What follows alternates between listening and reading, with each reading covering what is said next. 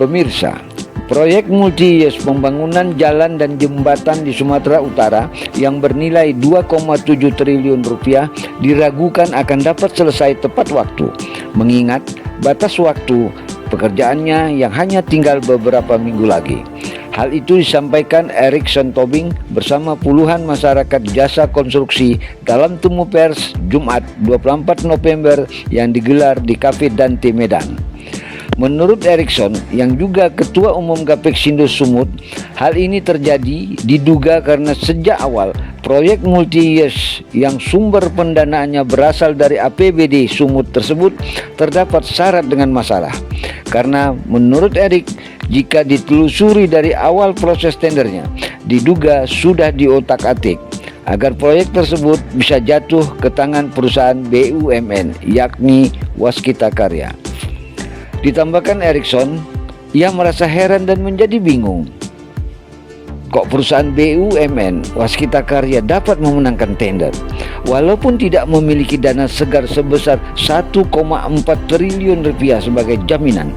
Padahal menurut Erik, itu merupakan salah satu persyaratan untuk memenangkan tender.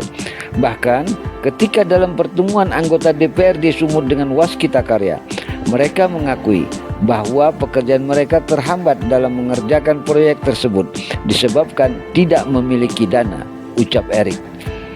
Nanti kita bisa bicarakan setelah ini, tapi garis besarnya yang menyangkut teknis itu boleh. Misalnya kita dari kontraktor, kenapa nggak bisa ikut? Ya memang dari awalnya disuruh sediakan uang 1,4 triliun. Nggak ada lah uang kita, Bang Yoga. Terus mereka ada, rupanya dugaannya, ini nggak hoax ini.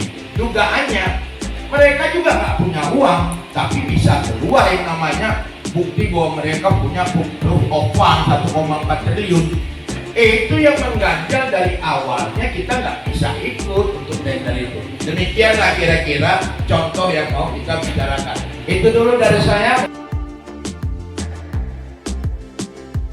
Sementara itu, Bro Ronald Sinaga, salah seorang penggiat medsos dan pemerhati jasa konstruksi, dalam temu pers tersebut mengatakan ia merasa kasihan melihat masyarakat Sumatera Utara yang tidak dapat menikmati mulusnya sarana pembangunan jalan di Sumut yang sudah direncanakan beberapa tahun lalu.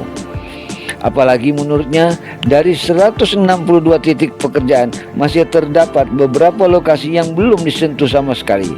Maka melihat jadwal kontrak proyek yang besar ini, ia meragukan pembangunan jalan dan jembatan yang menelan biaya 2,7 triliun rupiah itu akan dapat selesai di tahun 2023 ini. Ketika disinggung tentang kemungkinan langkah-langkah hukum, ia menyerahkan sepenuhnya kepada aparat penegak hukum dan kita siap memberikan data-data. Dan ditambahkannya, kita di sini punya banyak anak-anak muda yang ingin punya perubahan, baik di luar sana maupun di dalam sini, ucapnya. Nah, jadi yang ini kan total proyeknya sekitar 192 titik dan memang masih banyak titik-titik yang belum tersentuh sama sekali. Jadi kalau mengikuti kontrak, jadwal kontrak, saya ragukan itu bisa kelar on time, malah bisa dibilang secara belak-belakan aja tidak akan bisa kelar. Jadi sangat disayangkan, jadi masyarakat tidak bisa menikmati perencanaan ini yang sudah direncanakan 2-3 tahun lalu. Ya sangat disayangkan aja, membuang-buang waktu. Adakah tindakan langkah hukum yang akan dilakukan, Bang? Itu terserah penegak hukum nanti. Enggak, asosiasi sendiri? Asosiasi?